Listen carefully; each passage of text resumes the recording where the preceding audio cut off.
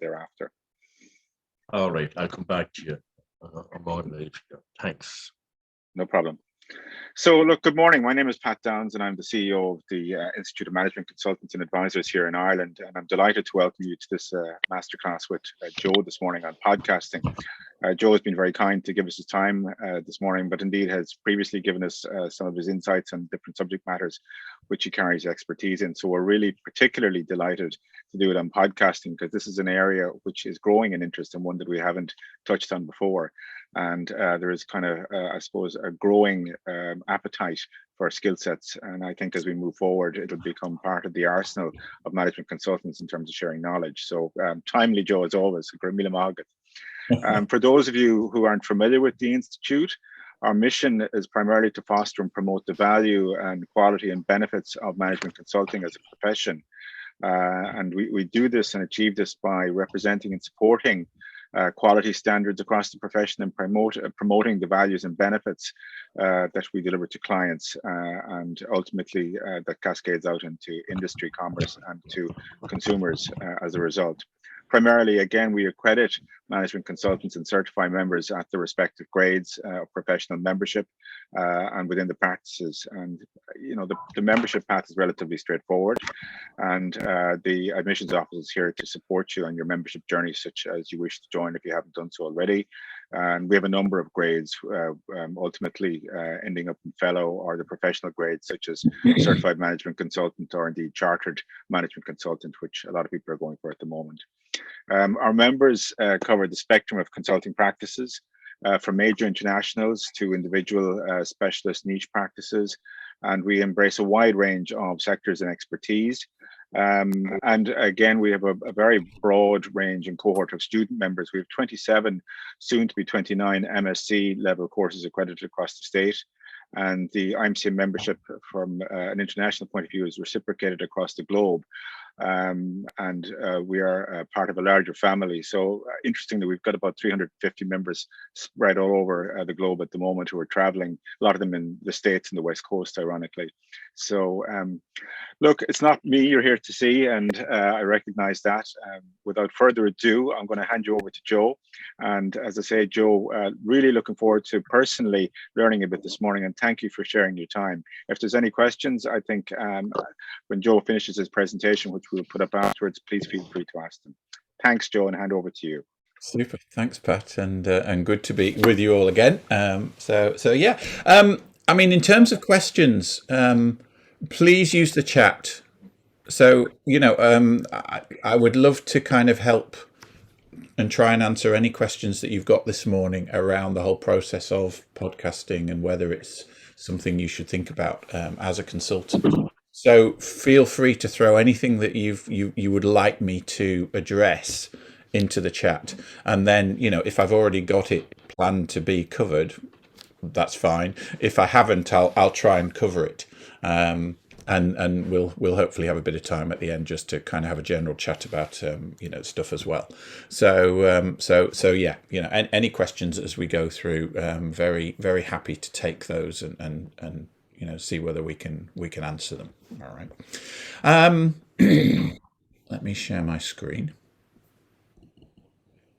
Okay. Are you all seeing that okay? Yeah. Yeah, thanks. That's great. I can see Mandy and Brendan here, so the nods are useful. Thank you, Brendan. Sorry to impose, Joe, if we could just ask people to mute as well. Oh yeah, and then we don't have any background noise, do we? If you just mute your mics. But if you've got a particular question as I'm going along, just unmute for a second, ask the question, and as well, that'll be absolutely fine.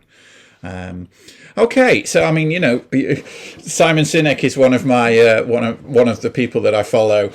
He always seems to have good things to say, and you know, start with the why. Why are we here today? Why you know, do an hour on podcasting? And I was trying to think of, you know, I mean, with my consultant hat on, if I was coming to a session like this, what would I want out of it? So that's why I'm quite keen for any of you to put stuff into the chat, because, you know, I haven't had chance to ask that question of you. So I've put this together with what I think you might want to know. But if I'm off track, then questions in the chat will help. But as consultants, we're trying to reach new clients. We're trying to create an online and offline persona where people who encounter us hopefully think that we've got something useful to offer, whether that's a level of expertise or a level of insight or good connections or whatever. It's a bit of all that stuff, I suspect. So podcasting, I think, is a new-ish tool that you might consider adding to your arsenal. Okay, because presumably, you're on LinkedIn and you may have a website and you've got your personal network and are leveraging that in the ways that you are today. But maybe you thought about this podcasting thing. Maybe you listened to a few podcasts and you've thought, yeah, that's interesting. I put time in every week listening to X or Y or whatever. I mean, I listen to Tim Ferriss. I've listened to the Tim Ferriss podcast for years. Really good. There's a podcast that comes out every day, which I listen to, Chris Gillibo, and he has a podcast where he tells stories of innovators and entrepreneurs, and that's a really interesting one. So, we kind of incorporate podcasts now into our life, whether it's in the car or whatever. I didn't set my timer going, so I'm just, while I think on, I'll set if I set, say, 40 minutes, that'll finish us off at about 10 minutes Q&A. Pat, would that be about right? That's perfect. That's what we have scheduled. Thanks, Joe. Yeah, lovely. Okay. So why are we doing this? So as a consultant, what's in it for me? Why would I think of doing a podcast? One of my other hats is that I'm an assistant professor up at the Smurfit Business School. I run the Masters in Project Management programs up there. And I started formally teaching about 15, 16 years ago. And to teach a subject, to dive into a subject and present it to others, whatever the subject is and however well you know or think you know the subject, it's almost always an eye-opener that, when you're starting to think, well, how do I communicate this effectively to other people? How do I bring the nuggets in a particular order and structure a narrative flow? Pat, we've got Aidan in the waiting room, I think. How do we, structure a narrative flow? You always find that you learn more about your subject. So it's a fantastic way to take a subject and actually really make yourself even more of a subject matter expert than you perhaps already are, because you will be pulling in other information and other avenues. So that's great.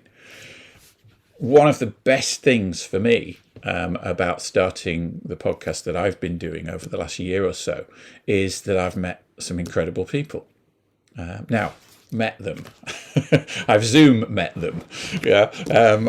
I don't think many of us met many new people over the last 1 or 2 years. But I've made a lot of new friends and acquaintances via Zoom, and learned a lot from them. So that's that's a plus.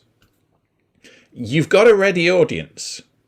People are looking to fill their bits of time, whether they're running around the park or going for a walk in the morning with the dog or stuck in the traffic on the M50 or whatever it is, with these relatively short space, podcasts. So people are looking for interesting stuff to listen to or watch or both. And so why not become part of, that space? We're trying to position ourselves in the market, unique selling proposition, differentiating value proposition, whatever you want to call it. How do you as a consultant stand out from all the other consultants? Well, having a podcast is definitely a way of standing out a little bit more. You're probably interviewing and talking to interesting people. A little bit of their expertise kind of rubs off on you. So you become seen as an expert and a thought leader, even if you're not necessarily, generating your own content in that space, but you're collating and curating content for other people, which is a valuable add-on to people's lives. So it definitely gets your name out there. I suppose I'm a professional communicator in that I'm a lecturer and I'm a coach and I'm a consultant and stuff, but there's always ways of improving your communication skills. And again, I found that, putting myself into the podcasting space brought me up another level. And my podcast is video and audio. So I do, it's on video, and I do a one-to-one conversation on video, but then I have to edit the video and I have to edit the audio and then, create a final video, which is what goes up onto the podcast. So that's forced me to further develop my skills in video editing, in audio editing, in creating, compelling content and all that kind of stuff. So, from a personal perspective, I've gained technical skills as well. So lots of pluses here for you, to be honest, whether you're a consultant or not. So this is my podcast, the Plus One podcast it's called, and I've got a website as part of my consulting website. So plusoneteaching.com is the domain if you want to go and have a look at how I've kind of set the project up. And my project came out of an opportunity I got last year with the UCD Innovation Academy. I'd done a diploma with them the year before in kind of creative and entrepreneurial innovative learning. And they got some funding from HCI and Convene to have 12 fellowships. So they awarded these 12 fellowships to a dozen academics in UCD. I don't consider myself to be an academic, but somehow I fell into that net. And they gave me some money to have a semester off teaching, to investigate any aspect of innovative education that I wanted to, and this idea of a podcast had been on my bucket list for years. So I ran with it. So that's it. So how do you even start? Well, you've got to start with an idea, and it doesn't have to be an idea that can boil the sea. It doesn't have to be a massive idea. It can just be a little one. And my little idea came out of a digital badge that I did with AHEAD last year. And if you're in education of any kind, I would look at the ahead.ie website, and they're running this digital badge every year around universal design for learning. And it promotes things like accessibility and inclusivity, and it really opens your eyes as an educator to things that you probably haven't seen before.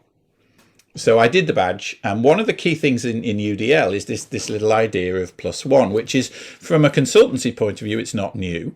It's continuous improvement. Okay, so we're going back to Deming and Duran in the 50s, and Toyota Way and all that kind of stuff that most of us are very familiar with. But applied to education, it's not been done that much. And this idea of plus one, just taking one little element and improving your teaching practice or improving your education practice in some way. So it doesn't have to be a massive thing. So that was my kernel, plus one. So that's why I called the podcast Plus One. And I decided I was going to start interviewing inspirational, innovative educators from around the world and getting them to share what it is that they do and how it is that they do it. And then, the end of the interview each time would be, give us your plus one. Okay, so if you advocate one thing for us to do as teachers to improve our teaching practice, what would it be?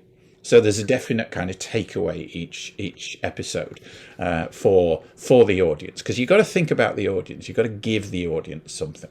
Okay, but the first plus one was actually just decide to do this. We've all got these ideas and there's to-do lists and all the rest of it, but how many times do we actually jump in and just start? So don't be afraid, just try it. So you need an idea.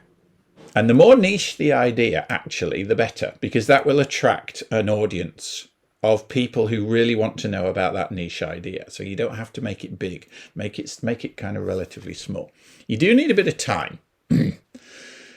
I would probably recommend starting your podcasting journey with an audio only podcast. I jumped in because I was doing a podcast around universal design for learning. I jumped in and I said, well, I'm going to do it as audio and video, because part of the UDL thing is offer people choice. So I thought, well, I better offer choice in the way people can consume this podcast as well. But looking back, that has given me a lot more work, because editing video and cutting the new video and all the rest of it is another layer of complexity. So I would just start with audio because it makes it much simpler. So it takes me probably 2 to 3 hours of prep work to set an episode up. And that's contacting somebody, that's doing the pre-work with them in terms of finding out what they're going to talk about, setting up some kind of structure for the discussion. And I'll show you how I do that. An hour to record the session, because my sessions roughly run an hour. Probably half a day then to edit down each session. Drop it into the editing tools, get something which is edited, ready to go, and then uploading it into the podcast service that I use, which is Podbean. And I've got the links for that later. So, all in all, each episode's probably taking the guts of a day. So while I was full on over the summer doing this, Saturday mornings tended to be my editing morning, and I would try and release sometime on a Saturday or a Sunday, and then do that each week and do a recording in the middle of the week, and have it out for the next week. Podbean is the hosting platform I use. You don't have to use a specific podcast hosting platform. You could just do it on YouTube, okay? Because you can create your own YouTube channel for nothing and upload stuff onto YouTube. The advantage of getting onto one of the podcast hosting platforms, and I mean, if you just Google podcast hosting, there's a number of them. They will offer you various tools that are specifically aimed at podcasting. So they might kind of clean your audio up for you, for instance. That's one of the things that some of them offer. But the prime thing is that they have automated links into all the podcast places that you go to get your podcast. So, you might go to Apple, or you may go to Google, or you may go to Spotify or SoundCloud or whatever. And the hosting platforms, once you put your podcast episode up onto the hosting platform, they squirt it out to all those other places for you. Okay? Because otherwise, you've got to, you upload it onto your YouTube channel, but YouTube doesn't do any of that. So now you've got to go to Apple and you've got to load it on there. And now you've got to go to Spotify and load it on there. And none of us have the time to do that. So I pay Podbean. It's about $40 a month, I think, and they just handle all that stuff. So once it's loaded up onto Podbean, it's squirted out to everybody. You need to create assets. You need to create some, graphics. So you probably want some kind of a podcast logo. And what I did early on in my kind of journey was with the Plus One project was I created this little Plus One project logo that you can see, and I ordered myself a mug with it on, and it was lovely because when that mug arrived, it kind of made it real. I had this physical thing in my hand, and I actually then used the mug in every episode. So before I recorded every episode, I would make my cup of coffee or tea or whatever, and it was in every episode. But it just, it was a physical, tangible thing for me to kind of have that made the project real from the start. That's maybe me just being a bit mad, but it worked. It worked for me anyway. I use Canva. I'm not a graphic designer. My wife used to be before she's now a psychotherapist. But I wanted to kind of try and do this, figure this out myself. If I was going to expand this longer term, I think I would bring on, I would bring on a team. So I would contract out the graphic stuff from now on, and maybe just do the recordings myself. I would probably get somebody else with better video and editing skills to handle that side of it, and build up a little team around me. And as consultants, that's something we're used to doing. So but I consciously didn't do that at the start because I wanted to learn the ropes. I wanted to learn how to do this. I wanted to do the whole thing, and then decide which bits that I want to focus in on. So I used Canva for the graphics and stuff like that. And then, an online guest tracker. So I set up a simple Google spreadsheet, and every time I came up with an idea for a guest, I'd put their name on and find their email address and their website and their other details and stuff like that. And then I just used that as almost like a process tracker. So, a column for first contact and a column for agreed to come on the podcast. And then what date have we set for their recording? And have I sent their recording out to them, and that kind of stuff. And so a simple kind of Excel-based or Google Sheet-based CRM system, really. Another thing was a Miro network map. Miro is a great online tool, and one of the options in there is to create kind of flowcharts and that kind of stuff. So I just created a little network map, and one of the things I do is I ask everybody who I get to come on the show, can you give me 2 or 3 other names of people that that I might interview for the show? Because that way, you touch your first set of people, they give you 2 or 3 other people, and you build out this network very, very quickly of people that you wouldn't have encountered yourself, but they're referring you on and making those introductions and stuff. And some of my best interviews in the podcasts that I've done so far have been people that I didn't previously know, but were referred on from my initial set of colleagues and people that I did know. So again, a great way of building your professional network. And some of those professional network introductions have led to other stuff going on, outside of the podcast, in terms of, writing academic papers, working together on some different projects and things like that. So you never really know where this stuff's going to go. So there's some of the stuff that I started up in Canva at the beginning of the project. Just to work up the logo. You need a square logo that will work on most of the podcast sites. They want a little square logo that is the thing that comes up. That's the picture of your podcast.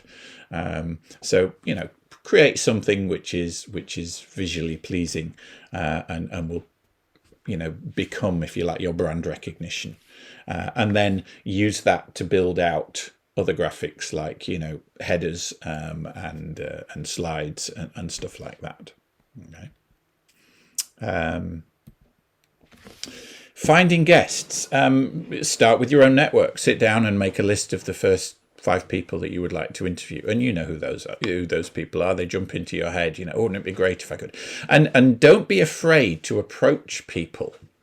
I was doing the diploma with the Innovation Academy, and one of the speakers that they had on in the final kind of Festival of Education, the kind of showpiece event at the end, was the CEO of the Teaching Council at the time, Thomas O'Rourke. And he's pretty high up in education, nationally and stuff. I'd never run into him at all, but I thought, well, he was really interesting that day. I'll drop him an email. And I dropped him an email, introduced myself and said, look, I saw you at the Festival of Education and stuff. Would you mind coming on? And he came on and was regular guy, really nice, fascinating interview, and we've subsequently kind of maintained contact. So again, it's expanding your professional network and perhaps allowing you to establish touch points with quite senior people that you might otherwise not do, which is always good from a consultancy point of view. There are places on the web like podmatch.com and podbooker.com, and you can join these mostly for free or for a very nominal sum. You can join them as a guest. I would like to be a guest on podcasts, okay, because there's podcasters looking for guests, and they want to interview people with certain skill sets and certain interests and stuff. So you go to those if you want to appear on some podcasts, which is a great way of getting into the vibe of being on a podcast and how it was work. And also, I like to go on some podcasts as guests because then I see what that podcaster is doing. I get to see their process before the interview, during the interview, after the interview, and that's informed to some extent some of my process. But they also then have another option generally, which is, are you a podcaster? Okay, so you can register on these sites as a podcaster, and now you've got access to all those people who are registered as guests who are looking to be on a podcast. So maybe that's another way of you finding people to talk to. So I've had a couple of my guests at least have been from these sources, and also LinkedIn. I mean, whatever your particular interest area is, you've probably got your feed on LinkedIn and on your other social media sites, and stuff is popping up all the time. And probably half a dozen of my guests just popped up into my LinkedIn feed, and I saw this person and I thought, she's interesting, okay, and she fits my kind of profile. And I've reached out through LinkedIn and introduced myself, said, I'm running this podcast, I'd love to interview you, would you be up for it? And nobody who I've contacted has turned me down. Which is great, and many of the people that I've contacted have been, really interested and never been on a podcast before. So that's it. So, I mean, I started off with Jen Lynch, who was the winner of the UDL prize in 2020. And that seemed to work really well.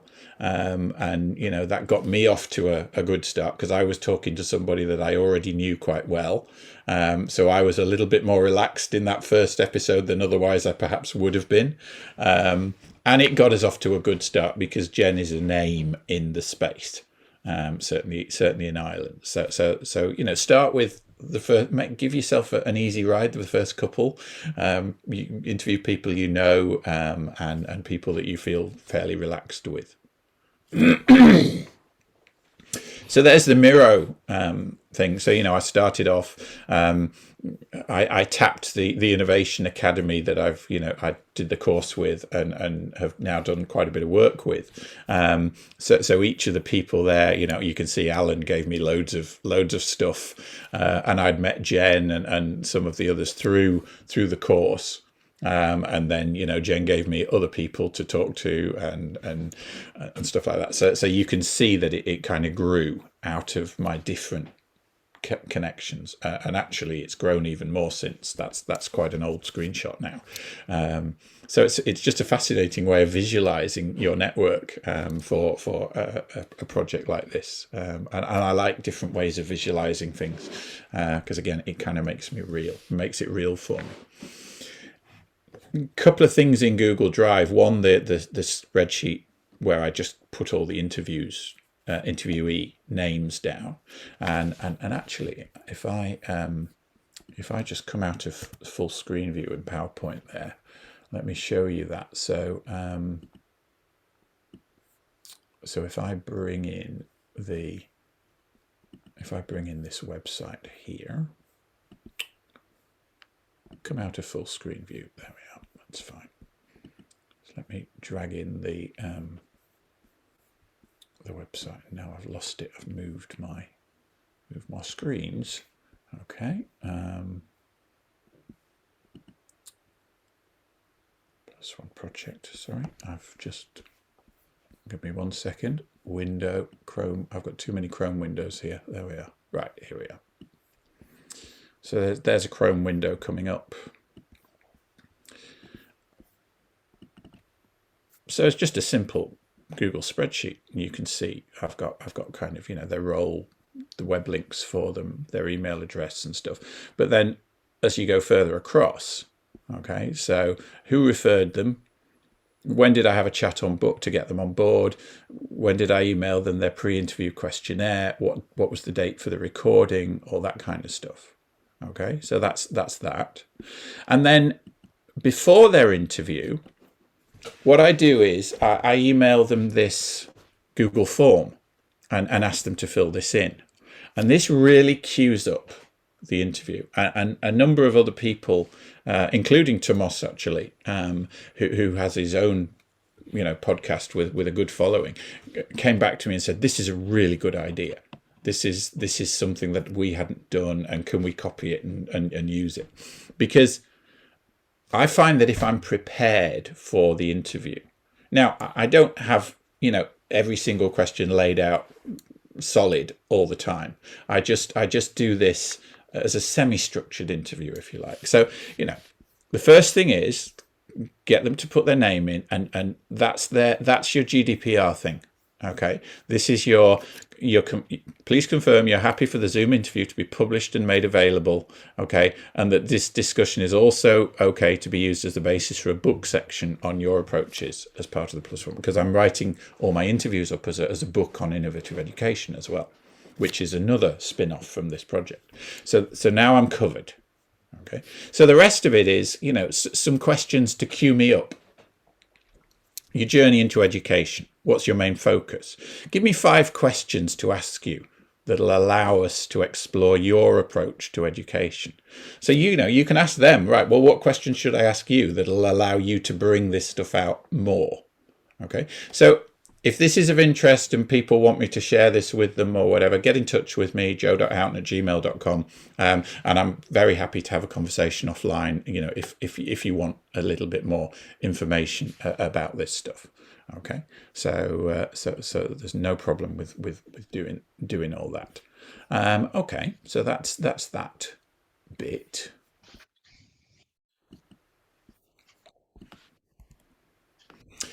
And then it's a matter of just doing it. Okay. Don't think, oh, I've always wanted to do this, I should do this. Yeah, do it. Just set the date for your first recording. Commit. And this is always what I do to jump into something that I want to do, but I've been procrastinating on or whatever. I set a date. I put a date in the diary. I commit with somebody else to doing something, and it forces me into action. And that's the case. So send out the pre-interview questions.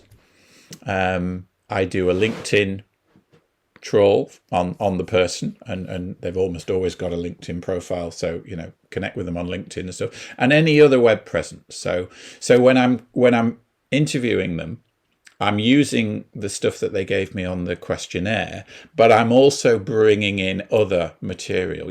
I see from your LinkedIn or your Facebook or your, the other web stuff that you did a talk for whoever last month, and there was some really interesting stuff you said there. Can you expand on that and stuff? And they're almost always really surprised that so much about them. But we can find out a lot about people by just typing their name in on the net now and doing that.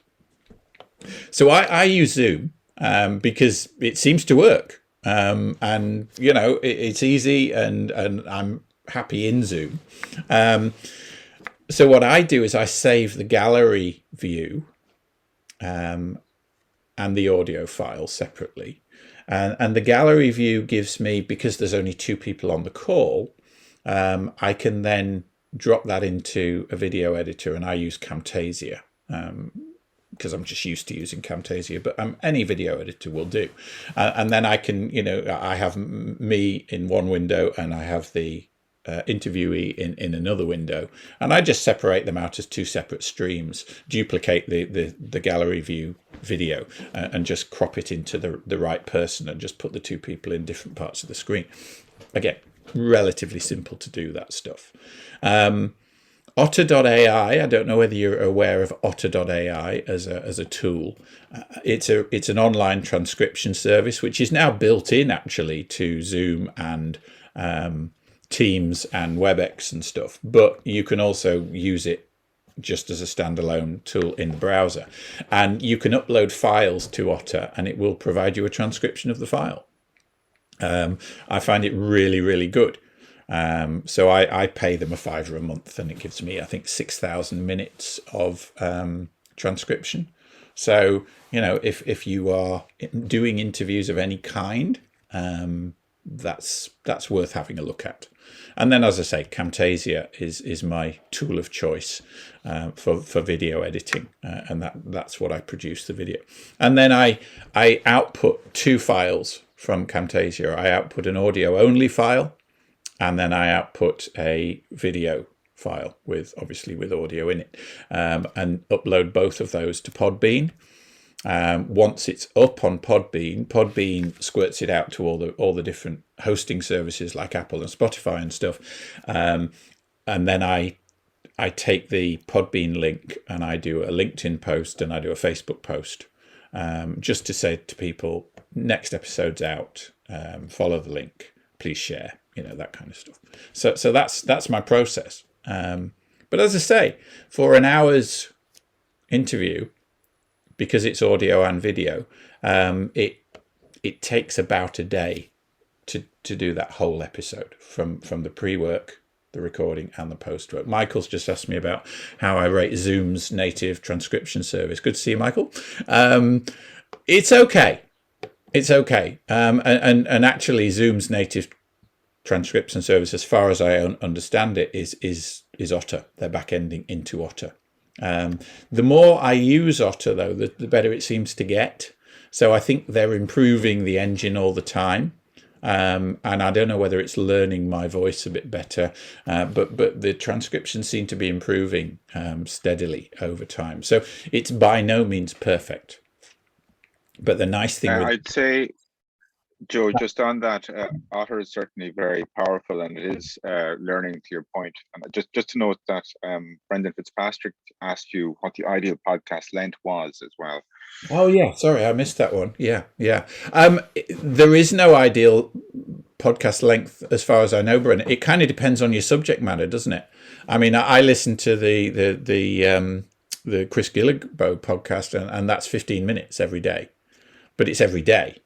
Okay, and it's great because you can just dip in 1 15 minutes or 2 15-minute segments and back out. Tim Ferriss's podcasts are 40 minutes an hour most of the time, but he's bringing out one a week, and I bring out one every 1 week or 2 weeks when I'm in the flow. So an hour seems to work for the interviews and what I want to get out of them. An hour, everything seems to last around about an hour. And that seems to be the ideal length for my particular discussion. So you're going to figure that out pretty quickly. Yeah, do the first couple of interviews without really worrying about that and see how long they last.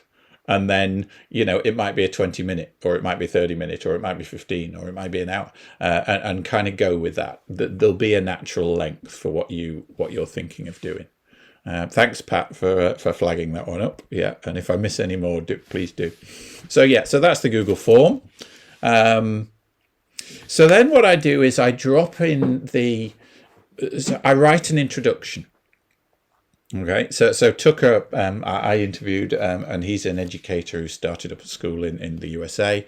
And so I write out that 5 or 6 line introduction, just to kind of introduce the guest and tell people who they are and what they are and why they're of interest. And then so that I kind of have up on the screen, and I basically read it out to start with. And then I ask them the first question, whatever the first question is, and then we just run. Okay. And then what I have is I have a set of questions. And for me, around about 10 or a dozen questions. Now, I may not use them all, and I probably won't ask them in the order that I have them on my document, but I just have that document up on the screen in front of me as an aid memoir, so that if the conversation falters or whatever, I've got another thing to ask. And don't forget, you're going to probably edit this later. You don't have to. I know people who broadcast live, and they effectively stream straight out, and there's no editing. Now, that's a little bit more tricky because you can't edit out ums and ahs and awkward pauses, or if somebody says something they didn't mean to or whatever, it's out there. I prefer to do an edit just to make sure, because you can say to the person who may be a little bit nervous about being interviewed, you can say, look, don't worry if you fluff a line, don't worry if you cough or you say something you don't want to. In that case, just say, oh, can we just edit that out? And when I go through and edit, I just take that bit out and we just cut it out. So is there a fixed time schedule plan for podcasting? John's just asked.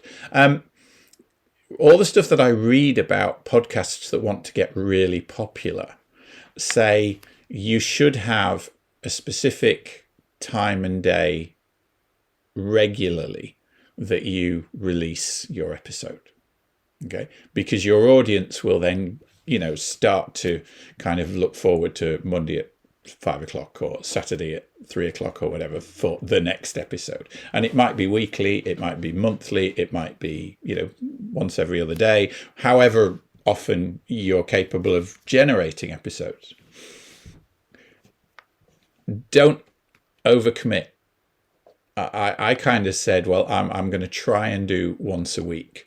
That went to once every 2 weeks fairly quickly because I just, with all the other things going on, and I'll come to that, Boone, in a minute. With all the other things going on, I couldn't generate a whole podcast every week without fail. So I went during the summer and autumn last year to every 2 weeks. Pre-record as many interviews as you can up front. I've still got 5 or 6 interviews that haven't edited and released yet. Okay, so you can bank interviews, and some in the summer, some weeks I was doing 5 or 6 interviews. All right, so I was banking all these interviews, and then I'm just releasing them one at a time over time. So you can do that. How do you measure the audience of a podcast, Boone?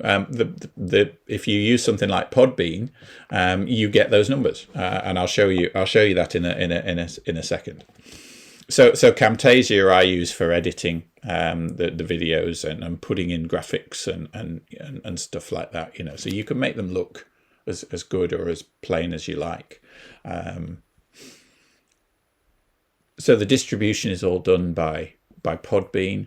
Podbean keeps account of the hits on your podcast. So you've got, the number of downloads and the number of episodes and stuff like that. And there's stat pages and stuff that'll tell you which episodes have got the most downloads and even things like where your audience is from.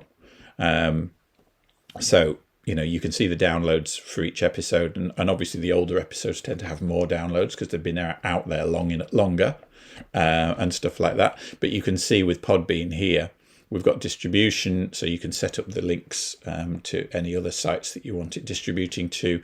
There's a statistics option there, and you get stats on when stuff was downloaded. So this is I probably released this episode on whatever it was, late April, and we got the spike at this point to more people were downloading it because that's when it hit social media and stuff like that. You can see where the downloads have come from, and I think in total I've had downloads from like 27 countries or something, which is fabulous, because that's giving you reach that perhaps you wouldn't have otherwise had. Now, does that drive any traffic? Don't know. Kind of depends on what it is you're talking about and what your sell is or whatever. I've certainly had inquiries for work coming out of my education podcast. I've been invited to conferences. I've been invited to give talks. Some of those talks have been paid. Some of them haven't. But it's generated some business for me, definitely, as a consultant. So lots of stats. Download by time of day, download sources, top 10 most downloaded episodes, and when people come in and how long you retain people for, and all this kind of stuff. So. If you're a data junkie, then there's quite a bit of data in there, daily listeners, that kind of stuff. Okay. Another tool that I came across a few weeks ago is called Descript, and this has got even more bells and whistles than Otter.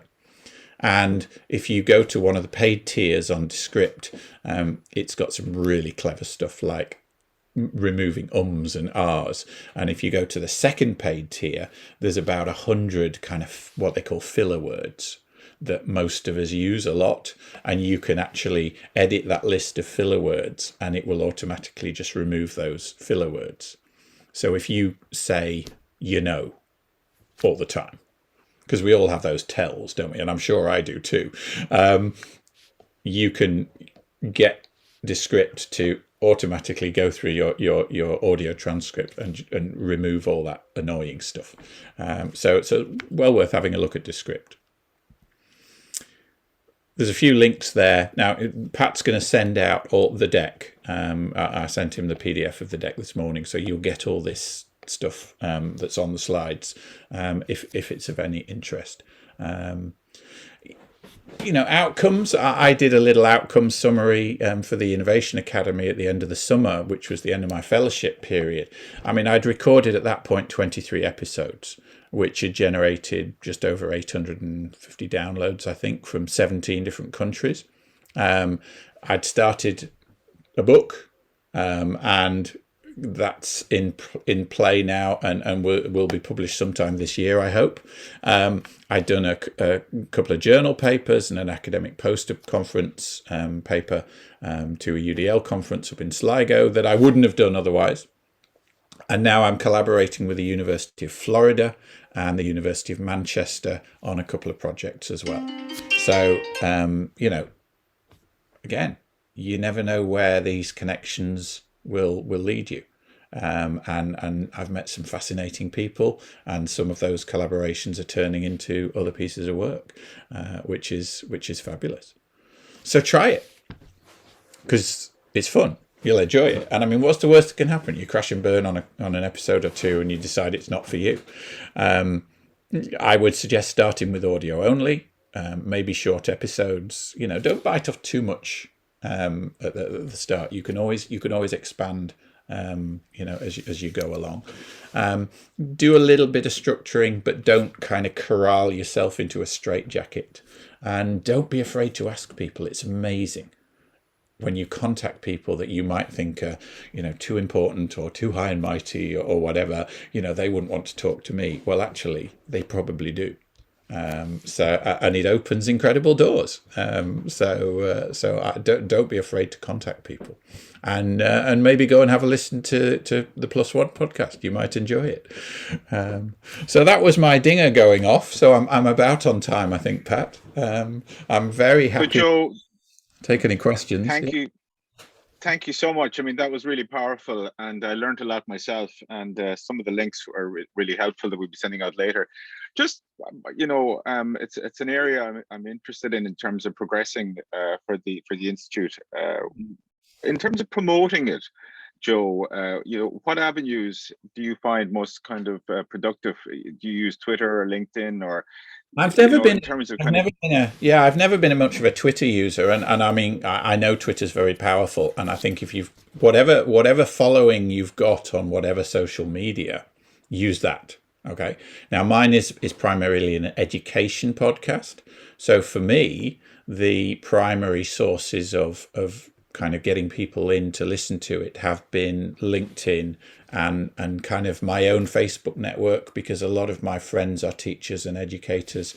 So when I post it, then they repost it or they share it or whatever. But I've also had, you've shared it. with the IMCA and stuff like that to your feeds and things. So link in with your networks and get them to reshare this stuff, and then it becomes organic, because you will get some regular listeners, and whenever you post a new episode, encourage them to share it to their networks and stuff like that, because there's that multiplier effect going on. So yeah, that's what I can kind of see from my own experience. And Joe, what's your view on monetizing the podcast? I mean, we see obviously some podcasts are out there with a subscription-based service. What's your view in terms of moving to that space? I think if you had something that was monetizable, it's not a bad idea. I mean, because I'm primarily in the education space for my podcast, I haven't really thought about charging for the podcast. But if you like, the podcast is a lead magnet. It's kind of a way of getting you out there, and it's a way of putting yourself out there, and when I'm talking to people, and maybe in the intro or whatever, I might say, I do consultancy on teaching and learning, or this kind of stuff. And you just need to drop that in just once. People hear it. Okay. Oh, I enjoyed that podcast. That Joe, yeah, he was interesting. Yeah. And we're doing some stuff in that. Maybe I'll give him a call. Yeah. And that's led to some consultancy gigs. So I don't think you necessarily need to monetize the podcast. I think the podcast will act as a lead to potential interested parties and bring them to you for paid gigs. Okay, and just on that, in terms of Spotify, for example, where I don't know what your views are in terms of Spotify and putting the podcast up on Spotify. Well, Podbean puts it up on Spotify and SoundCloud automatically, and okay. all those other things. So that's why I pay $40 a month to Podbean. They do all that work to put it out on all those other platforms. So super. Okay, I hadn't picked up on that. I mean, it's the takeaways I would kind of take from this is that clearly speak to an area that you have a keen interest in. So uber niche is probably very good, as you said at the outset. The duration can go from how long is a piece of string, but I would imagine probably not to overdo it either, to stay within kind of the confines of a reasonable walk if people have their earpods in, or they're they're kind of keep within a reasonable consistency. And again, that reaching out to people are willing to share. I find, as you are here sharing with us this morning, I'm always pleasantly surprised that people are willing to give of their time freely, and not to be afraid to ask. Whoever the people are, you can be pleasantly surprised. So that's always one to kind of bear in mind when you're kind of starting off in this area. And I hope, arising from this exercise this morning, people will put their toe in the water and start doing a little bit of podcasting in whatever subject matter they choose. And we put up your details, Joe, in terms of your email address if people want to reach out and touch base with you, and you're kind enough to allow us to do that. To chat with anybody on that, if they do want to to have a chat about that. Yeah. So we have conscious of time, and we said we'd have people out. There's one final question coming in from Kerry. There is, how would you recommend to use background music or sound effects on the podcast? Good question, Kerry. It is a great question, and I know that background music can add another layer to the experience. With my specific podcast, I'm not doing that, but that's probably, if I was going to develop the podcast further and do it even more professionally, I would probably put some. I think certainly music is a great way of putting in those little link passages between different segments of a podcast, for instance. So yeah, I would find one of the music services and identify a few. I have a little intro tune and an outro tune, but that's the only thing that I'm using in terms of background music and sound effects. But yeah, it would be something to put in. But it's another layer of complexity that I haven't got to yet.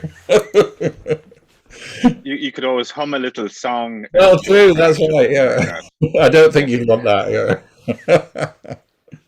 So Joe, Garmila Mahagat, thank you so much. We were conscious that we said we'd have you out in good order before 11:30 because you have another commitment arising. So without any further ado, on behalf of the audience, thank you so much once again. We look forward to perhaps in the future breaking bread with you digitally on another session over the year. We are coming to the end of the session, so thank you everyone for giving us your time. Really appreciate it, and we look forward to having you at the next one, which is with Ivan Yates. And Ivan will be talking to us on the 10th of February about your personal narrative. The details of that will be going out. It's a member-only event, but I'm sure anyone that's interested can reach out to admin@imca.ie, and we'll facilitate them in terms of attending. That'll be interesting. So, Joe, as always, you set the bar very high. I hope you enjoyed the remainder of your week. And once again, thanks all for listening, and we'll see you on the next IMCA Masterclass. Farewell, everybody, and all the best. Cheers. Bye.